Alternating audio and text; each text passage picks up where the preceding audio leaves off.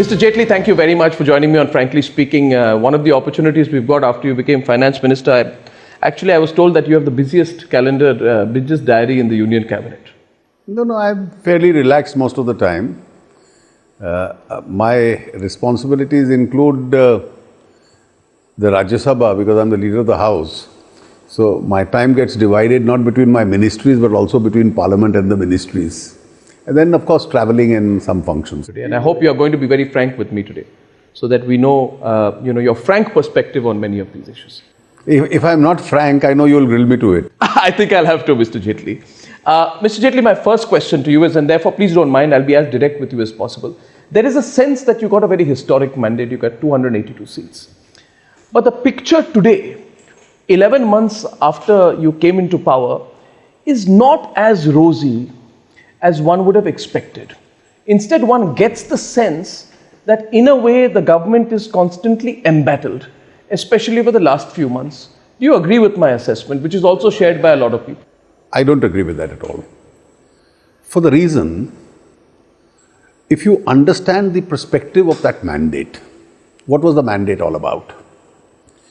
The first part of the mandate was that you must provide decisive leadership to the country. The last government did not. The Prime Minister, Mr. Modi, certainly has provided decisive leadership. On the contrary, the criticism is, why did you decide this? You need not have decided this, because it's a problematic area. The second issue was that India was in a slowdown phase, economically. We had to get the country out of that phase. Today, globally, where the world faces a global economic challenge and a slowdown, India is being regarded as one of the brighter spots. We can do much better. And over the next few months and years, I have no doubt that we are going to increase the pace. The third, are you clear about your roadmap? We certainly are. Fourthly, in terms of decision makings, are you scared of taking difficult decisions? We've demonstrated when we passed 4 ordinances, how will you get them cleared? 3 have been cleared. I have not the least doubt that the 4th will also be cleared. And let me give you the last, something which you in particular are on the lookout every evening. Has in the last 11 months, anybody, including you, even dare suggest that there is an element of non-accountability or something where the government is lacking in ethics? It's a clean government. It's a scam-free government. We are trying to reform systems, learning from our predecessors. Spectrum, please auction it. Coal, please auction it. Mines, please auction it. We are in fact eliminating discretions, which is leading to a far more transparent and cleaner politics and keeping ourselves away from those kind of unsavory controversies. What are the challenges we face because of which you... Because you're only looking at the positives. You highlighted all the positives. I'll also give you the challenges that we face. Not talking of the politically, how embattled you are. The challenges that we face is that we have people who want to obstruct the economic growth program in this country. And therefore, at every stage, rather than speak on the merits of the issue, you get into some collateral debate, you are pro so-and-so, and get into those issues. We also have a challenge, and let me concede before you ask me that obvious question, that some of our own friends, however well-meaning they would be, tend to make statements, and we live in a world of 24/7 media, and therefore the focus, instead of the good performance of the government, then shifts into those controversial issues. That's the challenges we face, and I'm quite conscious of that. Mr. Jaitley, I find from your fairly well articulated opening remarks that you basically believe that the problem is only one of perception, that in reality there is nothing wrong, and therefore I would like to take up issue by issue with you so that we can come to a conclusion on whether the problem is only perception or the reality. So first, of course, Mr. Jaitley, you presented, do you agree with the shift in national mood? That when you were elected, before the election, there was a sense of hope, excitement, bullishness, and now there's a sense of anxiety that is building up about the pace of I would differ with you. The initial months are always those of enthusiasm. You take decisions fast. After you do that, then there comes a phase where the slog period of the government begins. You don't get instant results. You take steps, it takes months and months together for them to translate into ground realities and translate into figures of improvement. Our government now has entered into the slog period. You have to take a large number of decisions, the actual implementation of those decisions and the effect of those decisions will be felt in the course to come. That is the phase where we are in. Have you become very rigid on the land bill, Mr. Jaitley? I mean, at the end of the day, it's become an all or nothing situation. It's almost as if today you're willing to pit your majority of 282, I think the goodwill which you have vis-a-vis this one bill. I think we must first answer the basic question. Are amendments required to the 2013 law or not? Do we get into a level of debate without understanding the issue? How has the situation changed since 2013? How does it change in one I'll tell you how the situation changed. 2013 was election eve. So the government at that time probably thought, and I have this from the highest in the government at that time, that land bill is a provision that will make you win an election. It didn't get you a single vote. Why did you back it? You see, we had cautioned them. In fact, it was considerably changed even in the standing committee. I can say for myself, I was in touch with people in the government who mattered at that time, that there are provisions which are going to be impractical. Post 2013, when the new government takes over, we convene a meeting of all state governments, which includes the UPA Congress state governments. Every state government without an exception says, these provisions hinder India's economic growth. I'm afraid that those who say that this is pro-corporate, I challenge them, they have not read the bill. The 2015 amendment is an amendment which is in the larger interest of rural India. It's in the larger interest of farming community. And I'll make good that argument. In the 2013 law, they had 13 exceptions in Schedule 4. That these are bills to which this complicated procedure won't apply. Compensation remains 4 times. It remains so. That 13 has now become 18 because 5 more have been added. Which are the 5 more added? The 2013 law prevents every irrigation program in this country. It prevents rural roads. It prevents rural electrification. The 2015 law permits that. And you have some person without reading it says it's pro-corporate. Did you not read it in 2013? I'll tell you. Mr. Jaitley, you have been one of the most prominent. Allow me to intervene at this stage. Mr. Jaitley, because I am aware of the way in which you are taking this argument. You are now going to break it up to the provisions of the bill and you're going to argue why this bill is better than that bill and it's an improvement. Sorry, but I'm trying to predict the line of your argument. But Mr. Jaitley, my question is not on those specifics right now. My question is an issue of intent. In 2013, would you concede, if I were to ask you, that before the election, the BJP did not follow logic but followed a certain political understanding that if you go against the bill being introduced then, it would not be politically saleable. Allow me to complete one more sentence. In that sense, you were more careful about offending the Kisan, the farmer in 2013. You are a little bit more brash about it now. No. In 2013, if you look up the parliamentary debate, particularly in the Rajya Sabha, after the bill has been passed by the Lok Sabha, the day it came up in the Rajya Sabha, I raised this issue with the concerned minister that 2013 bill is completely going to prevent irrigation programs in this country and that is anti-farmer. The minister got up on the floor of the house and said, I am bringing 3 amendments so that irrigation projects can go on. My mistake was I trusted him with those 3 amendments. When I look at the bill now as he passed it in the house, it's inconsistent with the assurance. Are you saying you were cheated in 2013? Well, I am giving the facts. I am not given to using harsh phrases. I raised the issue of irrigation projects. In 2013 in the Rajya Sabha, the Rajya Sabha was told that it's being amended and being taken back to the Lok Sabha and irrigation still was not kept out. Irrigation projects were still prevented. Now, if in 2015, state after state realize it, including UPA states, and say we want an amendment to this bill, please don't stop irrigation projects. You have some person without reading this bill comes up and says irrigation is pro-corporate, rural roads are pro-corporate. Am I to understand that Arun Jaitley, leader of the opposition, one of the finest lawyers in this country, forgot to read the details of the bill, Mr. Jaitley? How many people watching, frankly speaking, will believe that line? Well, according, you don't have to get into this argument of perception. Please read the Parliament debate of 2013. And please read the assurance of the minister that I am bringing in the irrigation projects into the bill, or I am keeping them out of the bill. There is a specific assurance. In fact, if you pick up the debate on another day, maybe I can, you can confront me again. I'll have the debate in front of you. The 2013 debate clearly says irrigation projects पे कोई adverse असर नहीं पड़ेगा. And finally, you find irrigation projects as a whole are being stopped. But Mr. Jaitley, can I rebut you on that point? Now let's take another point. By the way, you haven't answered my earlier question on whether, and I want you to answer that. But after this one, Rajnath Singh, speaking of arable land, the present Union Home Minister, your colleague in the cabinet.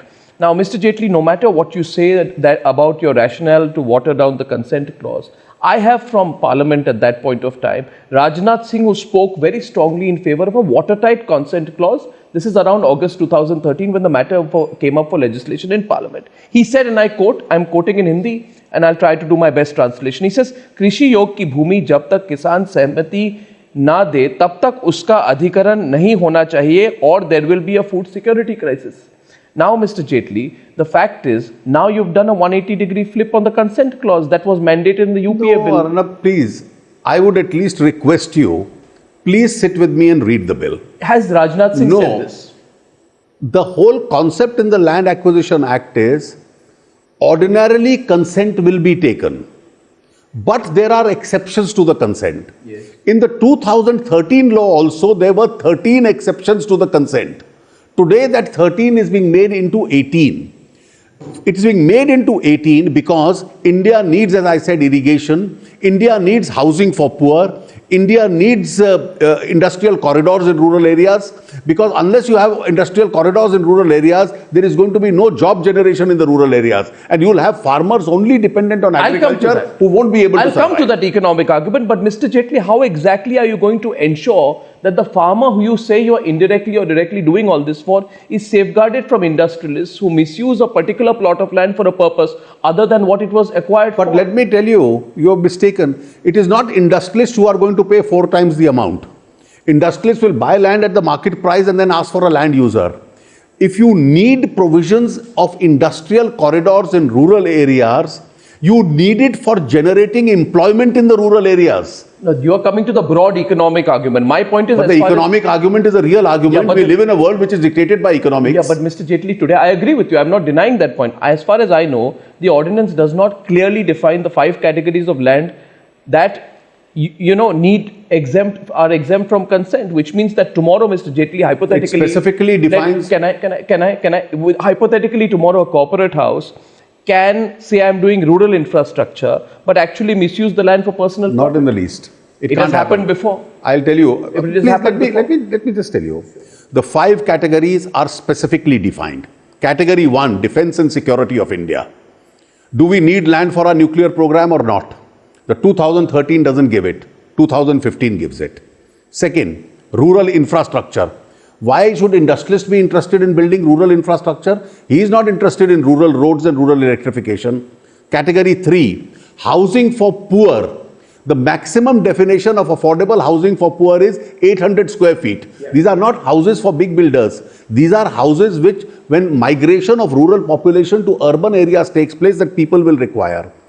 Infrastructure in those rural areas. You need rural roads, you need rural electrification, you'll need broad roads in the rural areas. Or do we not need those rural areas? And some imaginary argument is picked up. Not imaginary. No, it is imaginary because people who have not read the bill say it is meant for corporates. Okay, can I give now, I'm just asking you, is security of India, rural infrastructure, housing for poor, are these for corporates, or are these for the poor farmer? Or is the farmer going to live in that village hut for the rest of his life? No, that's understood, Mr. Jaitley, and I understand what you're saying in the whole business of trickle-down economics. I'll give you a specific counter, and I want you to respond. Your party leaders, I don't know if it's Ravi Shankar Prasad or Chandan Mitra, but either one of them, from my reading of the parliamentary debates, argued giving the case of NH3. And in the case of NH3, the specific point they made was that you took the farmer's land, then there was excess land. What was the excess land used for? It was used for malls, it was used for apartments, it was used for cinema halls. That's improper. It should not be done. That's a right illustration to be given. So does it not prove that I'm right? That land is often misused? Therefore, because once it has been misused, you should not have acquisition at all. Because in one police station, Indian Penal Code is misused. So you repeal the Indian Penal Code. Isn't the apprehension justified then? No. But does India need to live perpetually in poverty? That's the larger question. Now, yesterday I heard a statement 2 days ago from one of the Congress leaders. 60 or 67% of people are in agriculture. Yes. But believe me, more than half of them are landless laborers. Now, those landless laborers have no land to lose. But those landless laborers also need jobs, for which you need industrial corridors in rural areas. You need job generation in rural areas. They just forget all that landless laborer. How is he going to grow? Dr. Ambedkar used to say that the best protection for Dalits in this country and the landless is industrialize the rural areas. Yeah. And you are wanting to prevent the industrialization of rural areas. Okay, here's a proposition to you. Mr. Arun Jaitley's quote on 15%, I mean, this is around February 26, 2015, you said, and this has been quoted repeatedly, what you said, that GDP is 15%, share of population is 60%. So 60% of India's population is contributing 15% of the GDP. Mr. Jaitley, are you therefore trying to say, or is your government trying to say, let me put it this way, that because the farmer is not contributing enough, the farmer therefore becomes dispensable? Because this is exactly how this is being seen. Not in the least. The argument being made is this government is very patronizing towards the farmer and feels the farmer is not essential. No, not in the least. Not in the least, Arunab. Because 15% income comes from 60% people. So for this 60, you have to take 10, 20 or 25% out of that into other forms of employment. When you have an agrarian crisis today in the country because farming is no longer becoming lucrative, everybody in the family is not there. He needs more jobs. And therefore, creation of infrastructure in rural areas, creation of industrial job opportunities in rural areas is what you have to provide to those people. Now, what the Congress party and the UPA and the other opponents of this bill are doing is, they are preventing the growth and development of rural areas, both by way of infrastructure and by way of industrialization. You need some of those 60% to come out in other sources. It's happened all over the world. Why should it not happen in India? Is your worldview elitist? Because if the theory of trickle-down economics is to be applied, Mr. Jaitley, allow me to complete. You will understand this perfectly well. The principle of trickle-down economics, Mr. Jaitley, is that economic benefits provided to businessmen and upper income levels or money appropriated by the government via taxation will eventually help the poorer men. That's not my theory at all. That is the generic understanding. No, that is not my theory at all. You will have some trickle-down, but you need a state with larger resources so that it can simultaneously service the poor with poverty alleviation schemes. The Indian model is not a trickle-down model alone. Along with the factum of trickle-down or pull-up, you can use either of the two phrases, you also need to pump a lot of resources through poverty alleviation schemes, through social security schemes, into the weaker sections of society. That's the Indian model that we are subscribing to. Mr. Jaitley, as one of the most articulate members of the BJP, what you've effectively done is that you agree with what I'm saying, you're putting it in your own way. The argument is essentially the same. I am only taking your words to their logical conclusion. No, but you are responding to me because I use the word elitist. But the point is that resources will inevitably trickle down to all sections of society. Are we agreed on that? You see, resources will trickle down, but trickle down alone can't solve the problem. And therefore, you need an enriched government with larger revenue so that it can service the poor. Sympathetic and understanding towards the farmers, for sure. Obviously. Then why does Mr. Gadkari say, and this has been the quote which even Rahul Gandhi quoted, we will discuss Rahul Gandhi later. He said, don't rely on God and government. Is this, and I'll read the whole quote. He says, don't rely on God and government. Take the initiative on your own to ameliorate your lot. you are the architect of your lives, etc. Sounds like a moral science lesson. And then he says, you yourself can change your own line provided you adopt new technology based on innovative entrepreneurship. It's perfectly correct. No, it's a Marie Antoinette kind of No, comment. I'm sorry. Shouldn't Indian farmers go in for diversification? Shouldn't Indian farmers go in for modern modes of irrigation and government support those modes of irrigation? Supposing farmers adopt technology, to say that, how is it an elitist concept? Okay, can I explain? Do you want Indian farmers to live in the 18th century? How can a farmer who cannot sustain himself in a country where 12 to 13,000 The state will support him. The central government and the state governments will support him. I'll tell you why. Then why are 13,000 farmers committing I'll tell suicide you the every year reason. for the last few years? I'll tell you the reason.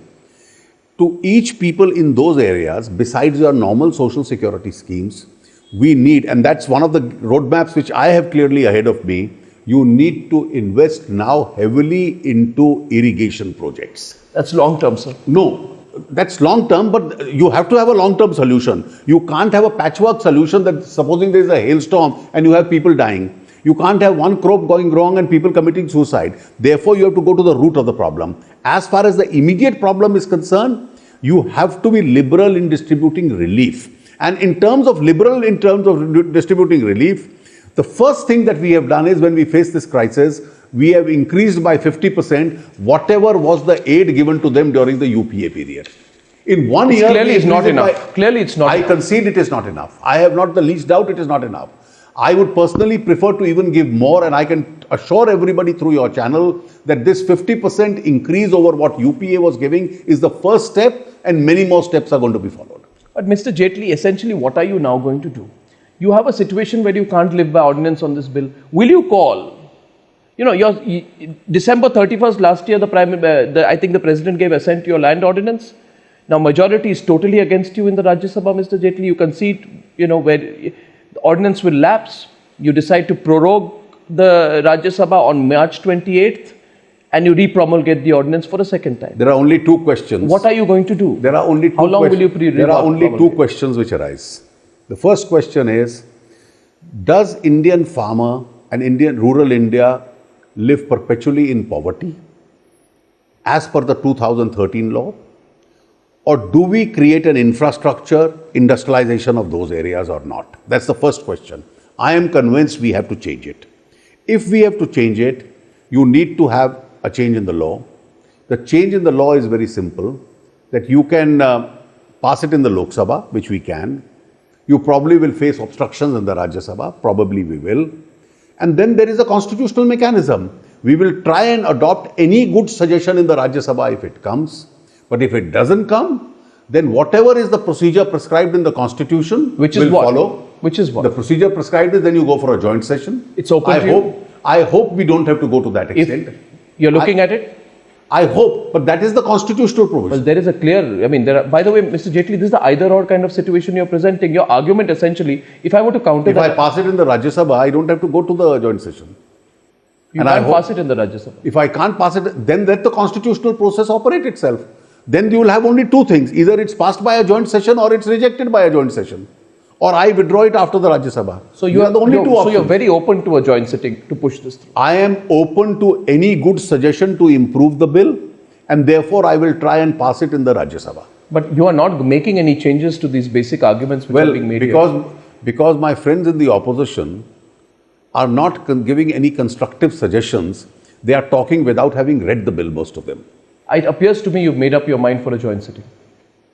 Well, you are entitled to your own conclusion. But it's an option you're looking at.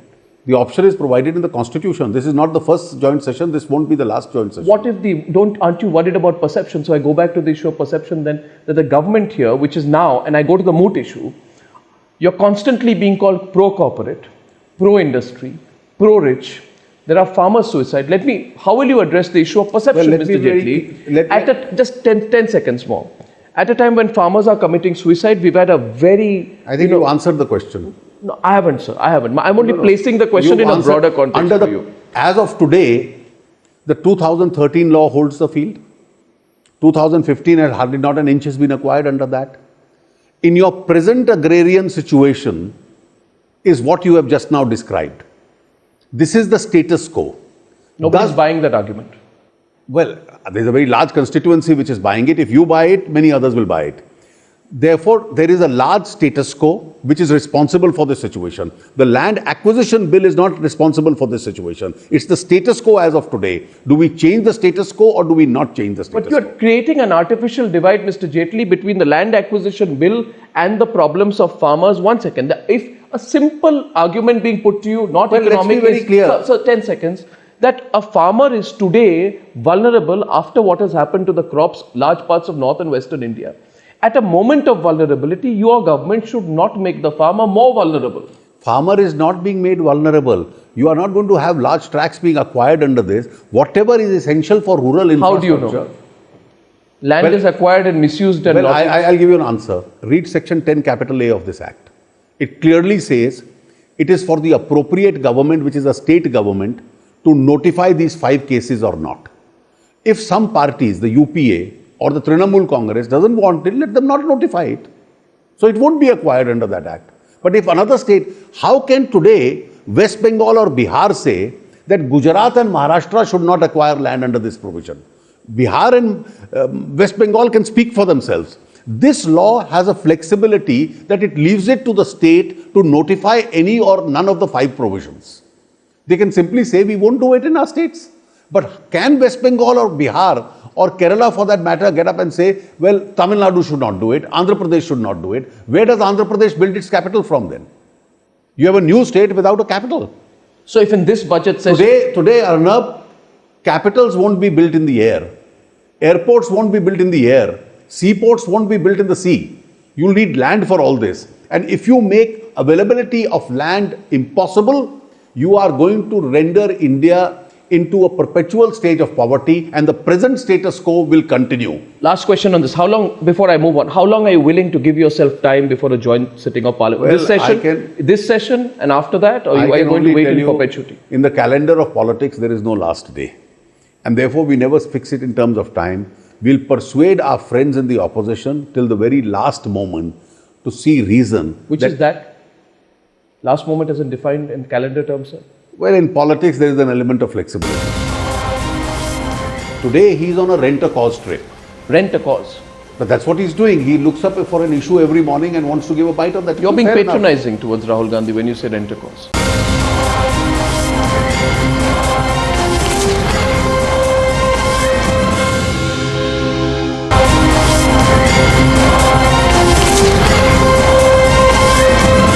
The next question is Rahul 2.0.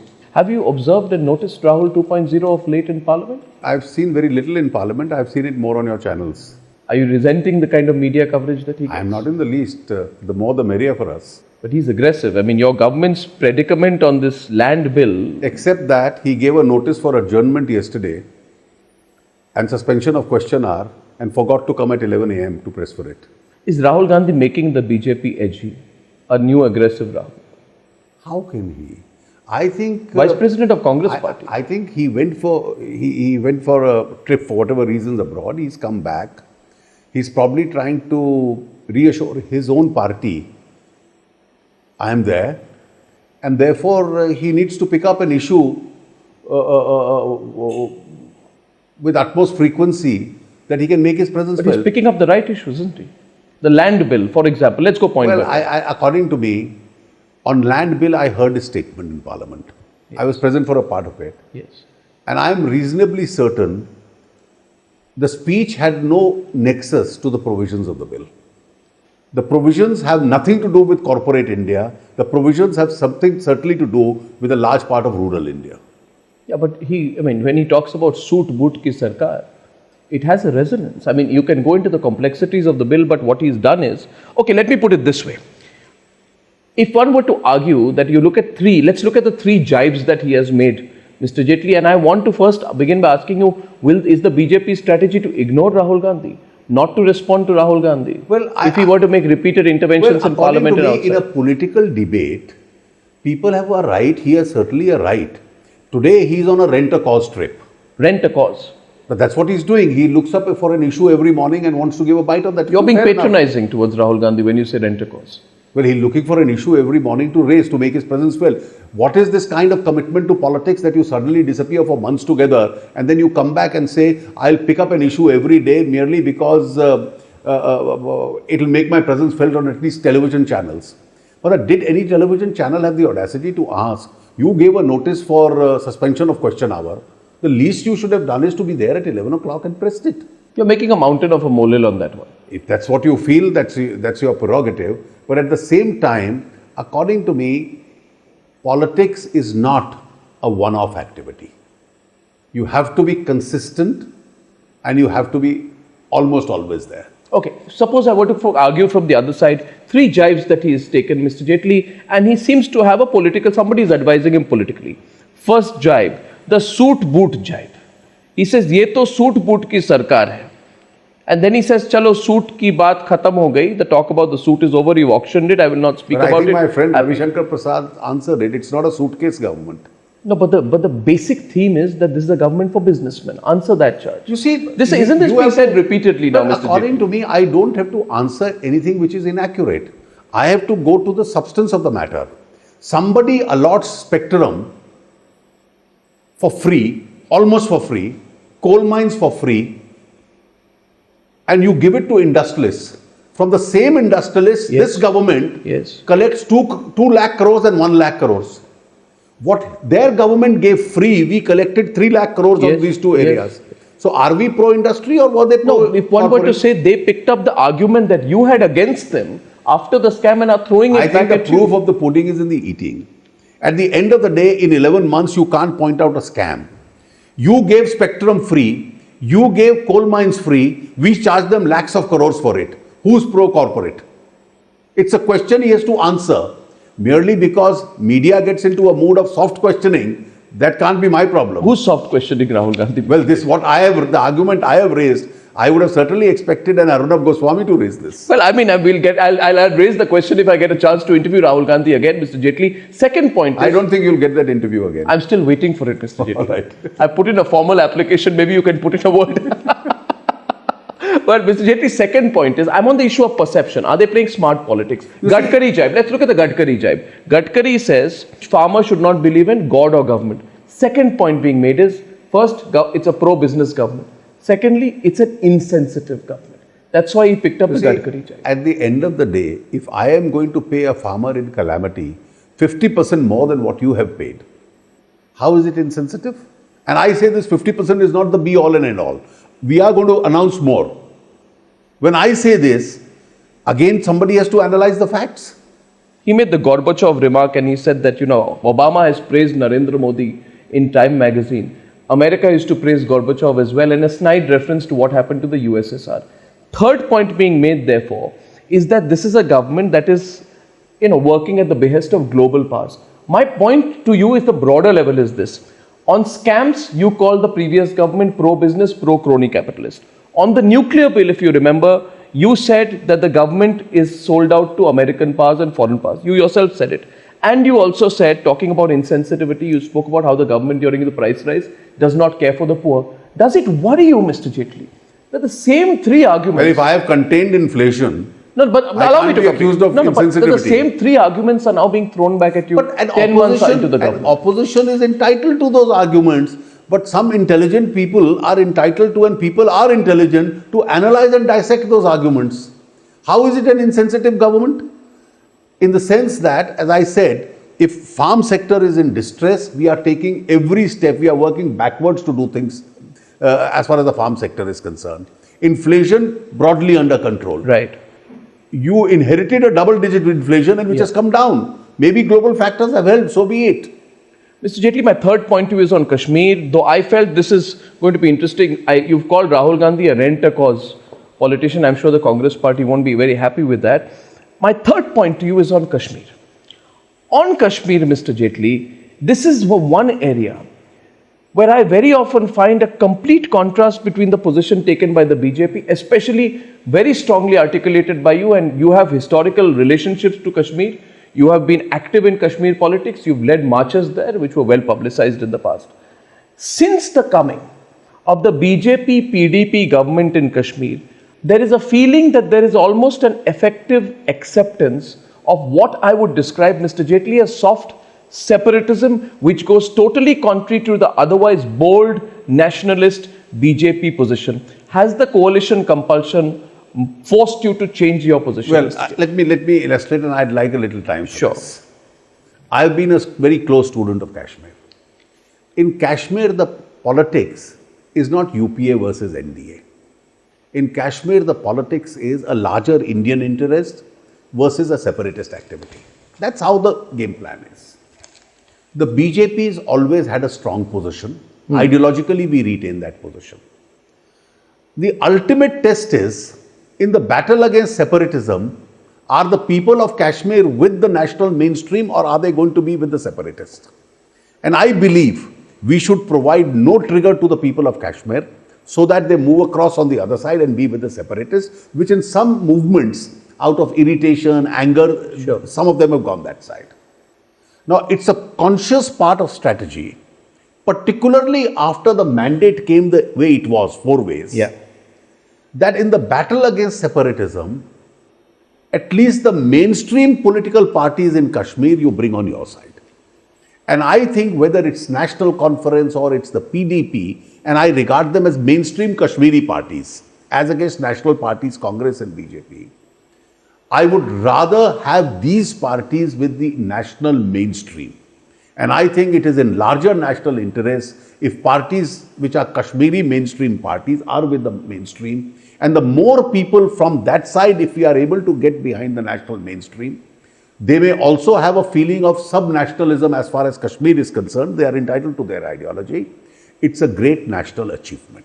And that is the end goal with which we are working. Mr. Jaitley, I have followed each and every one of your comments on Kashmir since your early days as a BJP spokesperson in the 90s up to now. And I'm sorry, Mr. Jaitley, I find a difference, and I'd like you to explain this to me, between your personal position, your personal views on the Hurriyat, for example, or on separatists, and what has been articulated in your common minimum agenda on governance. And let me quote to you a certain part, please. So I looked back and I found the most recent comment I could find was December 2014. Arun Jaitley, December 2014. Quote, "There will be no concession for separatist forces in Kashmir. We will work for the welfare of the common people in the valley as well. BJP will work for the welfare of the common people of the Kashmir, and we will always be anti-separatist." This is Arun Jaitley in December 2014. Then after the elections, there's a period of 2 months when you come up with the common minimum agenda. That agenda says, quote, "The coalition government will facilitate and initiate sustained dialogue with all internal stakeholders, irrespective of their ideological views and leanings." Now, Mr. Jaitley, you can argue things very well. I have seen you sometimes argue on things even which I sometimes feel you don't believe in, but you embellish with so much logic, but it works. But there is a basic There is no contradiction. that I contradiction. see. A basic You contradiction. see, I went to the Kashmir Valley during the elections. Yes. And this is a statement that I make there. I stand by that statement. That is consistently my view. In the Kashmir Valley, we will be pro-people, but anti-separatist.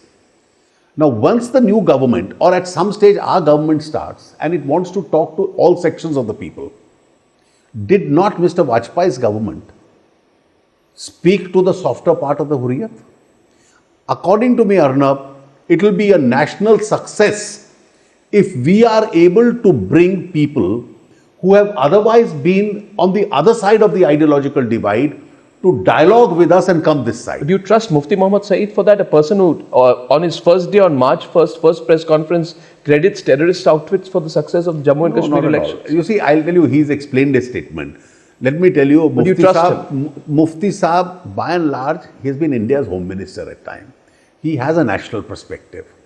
And therefore, he's a mature politician. I need not agree with him on everything. But at the end of the day, I would rather have Mufti Muhammad Saeed, I'd rather have an Omar Abdullah or a Farooq Abdullah leading the Indian stance in Kashmir rather than allow a situation to continue where there is a stalemate and the separatists have a field day. I'd rather have mainstream parties of Kashmir on the India side. That's the difference that I'm trying to convey to you. I understand, Mr. Jaitley, but what will these mainstream parties deliver? On the 15th of April, with the mainstream party chief minister, Masrat Alam by side, Pakistani flags in the crowd, Gilani addresses public rally in the valley. Well, Gilani has been doing it and Masrat Alam have been doing it for 2 decades. Well, let me tell you This what is not the first time. And they've been Pakistani arrested. flags. No. Pakistani flags hoisted on a government building. Pakistani flags by these people have come up in the past, and Mufti Sayyid's government goes ahead and takes action against those people. But he doesn't file for sedition against them. The only No, charge should you be see, sedition against them. What the charge the files is what the police will do. But the fact is, I'd rather have Mufti Sayyid take a position against these Pakistani flags. That is the success of India. I'd rather not have these people completely isolated and out of the governance system. The roadmap which you are advocating will create a situation where those in the India side will become smaller than those on the separatist side. That's an area where I disagree. Well, Mr. Jaitley, the one thing which did not happen earlier was that what happened on the 20th of April. Yasin Malik, Mirwais Umar Farooq, Gilani sharing the stage after 7 years. This is happening in a situation where almost on a daily basis, Mufti Muhammad Said's colleagues keep talking about the need to give space to these people. In the process of giving space to these people, are we allowing the anti-India sentiment to grow and fester? According to me, the test there is, these people can go ahead and carry on their activities in a marginalized manner. If you don't publicize them, they will be more marginalized. Is the problem the media, Mr. Jaitley, on No, that? the problem is they are marginalized today in Kashmir. Let us not play them up as mainstream. Secondly, if you take the mainstream, have they been able to organize mass protests? The answer is no. The second caution is, we don't have to provide them any trigger where common people start siding with them. And therefore, as far as common people are concerned, as far as the valley is concerned, we have to keep them in the national mainstream. We have to deal them with a certain amount of compassion, as far as the common people is concerned, but no concession as far as the separatists is Last question on Kashmir. Do you worry sometimes that you're placing too much and absolute trust on Mufti Muhammad Said, that tomorrow if he were to, allow me sir, tomorrow if he were to betray you, because at the end of the day, he did not get the numbers that Let's he wanted in the clear. Kashmir Valley. Of course So he I'll did. just take a minute. He didn't get the numbers he wanted in the Kashmir Valley. There are some who believe he's allowing the situation to polarize. Tomorrow he resigns and becomes sort of a leader of a highly polarized surcharge situation from a purely political perspective. Do you not worry that he's maybe leading the BJP of the garden path? Well, let's be very clear. We were two separate political parties opposed to each other. We did not and still do not have a political alliance. The electorate returned a verdict where Jammu went with us and Valley predominantly went with Mufti. Therefore, there has to be a government in Kashmir. It's not a political alliance, it's a governance alliance. In the governance alliance, I have no doubt that at present, Mufti Saab is showing a certain amount of maturity and trying to make sure that India's interest is safeguarded. He is positioning his government against the separatists. I'd rather have this as a situation rather than have separatists having a field day. Okay, Mr. Jaitley, perhaps you're placing too much trust. Next question. How can't you control motor-mouth ministers? You know, after all, this is a Narendra Modi government. How does it become so difficult for your party to deal with Giriraj Singh, Sadhvi Niranjan Jyoti, Sakshi Maharaj, and frankly, divisive, sexist, and most worryingly, commonly charged statements from the start up to now? Why has your top leadership of your government failed to, contain See, these kind of people? I'll tell you. And on that, I don't think you can blame the media for it. Some people, I'm not blaming the media, some people have made statements which should never have been made. Both the government and the BJP has completely distanced themselves from it. We have tried to reason out with those people and explain to them. The Sadhvi obviously committed a big mistake. Yes, of course. We explained to her.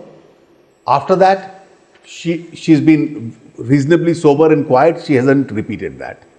Now, to the others who've committed it, we've tried to explain to them. People have realized their mistake. At the same time, while not blaming the media, I quite understand the 24/7 media we lived in. These kind of statements will obviously be projected and they divert attention from all the good work that the government Why is do you doing. keep making that argument that it is the projection which is greater than the problem? No. There is a problem. There is a problem. there is also a projection. For instance, let me just give you an example. I've said this in other interviews, so I don't mind repeating it for you. Attack on the Christian minority. Now, case after case now has been proved that these were ordinary crimes. We were at the receiving end. Many, not all. Most of them. Most of them. And in any case, the government or the party or the political system had nothing to do with it. These could be some stray localized events. People who have been arrested belong to all communities. Now, when the projection took place, India got a bad name internationally. Now, the same, when the investigations have cracked the case, please give us some reasonable space. That these were not communal incidents, they were incidents of crime.